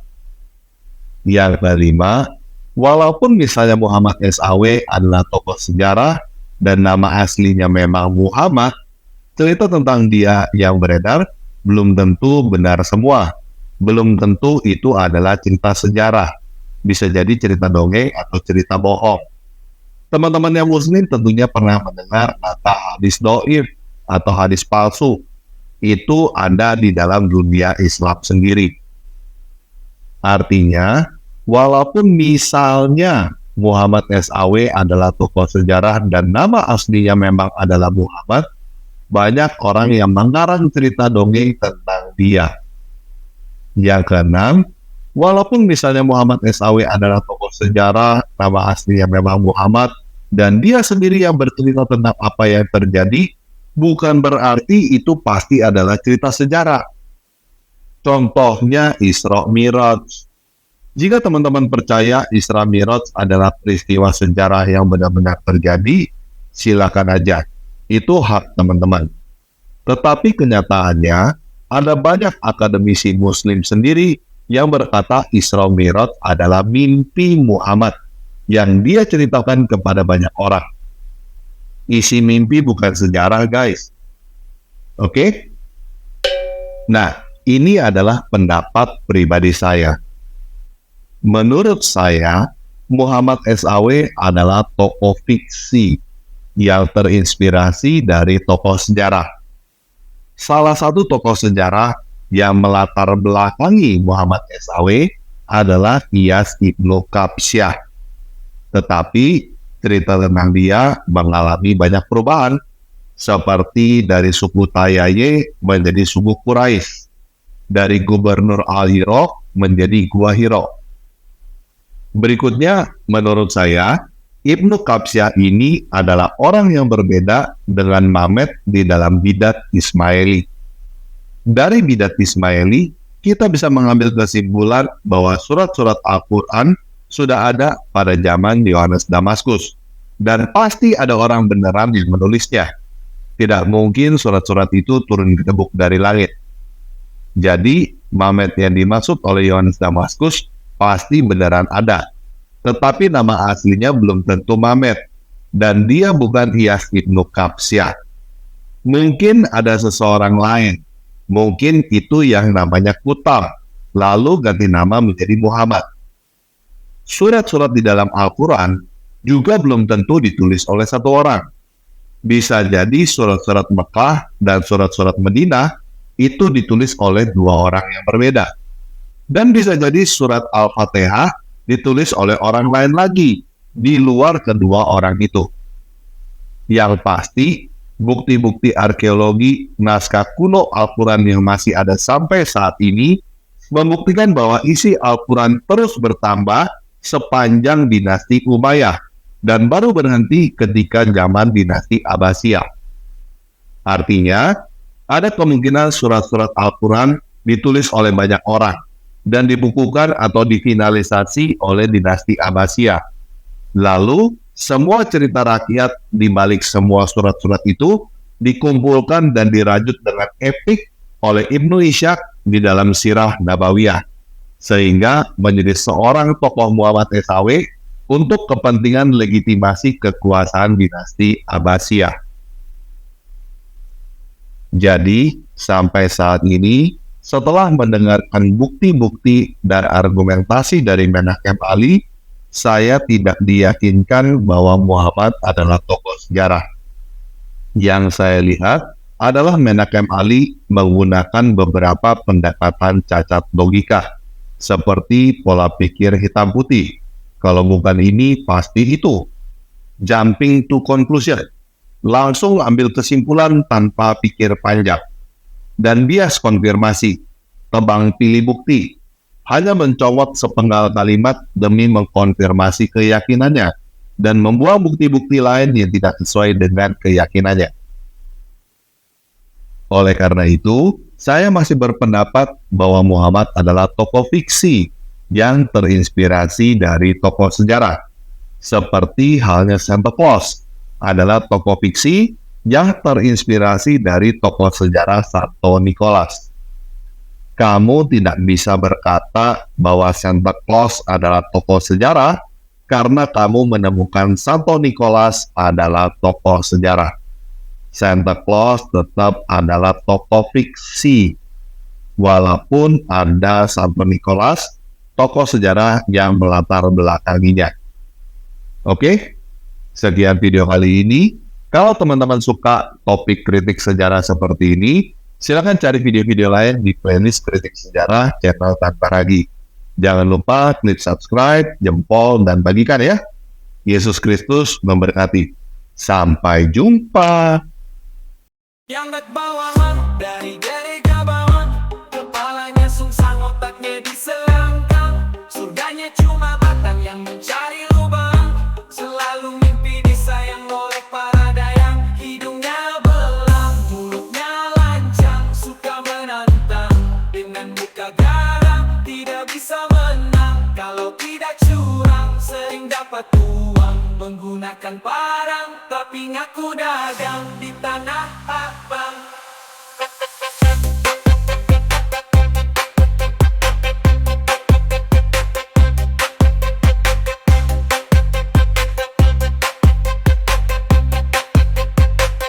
Tapi ngaku dagang.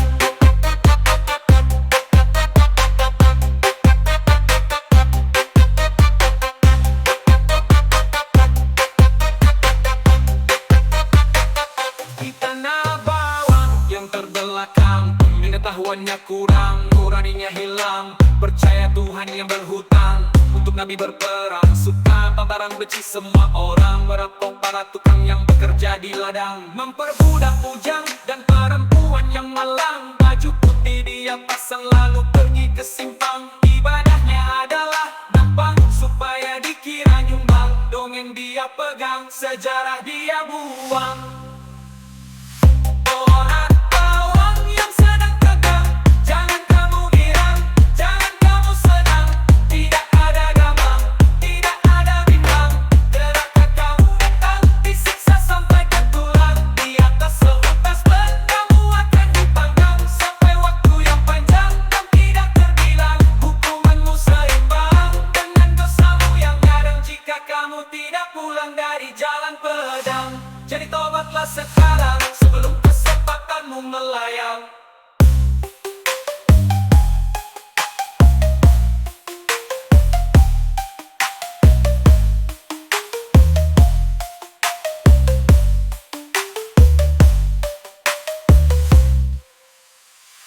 Orang bawang yang sedang tegang, jangan kamu girang, jangan kamu senang. Tidak ada gamang, tidak ada bimbang. Gerakan kamu datang, disiksa sampai ke tulang. Di atas seutas ban, kamu akan dipanggang sampai waktu yang panjang dan tidak terbilang. Hukumanmu seimbang dengan dosamu yang kadang, jika kamu tidak pulang dari jalan pedang. Jadi tobatlah sekarang, sebelum kesempatanmu melayang.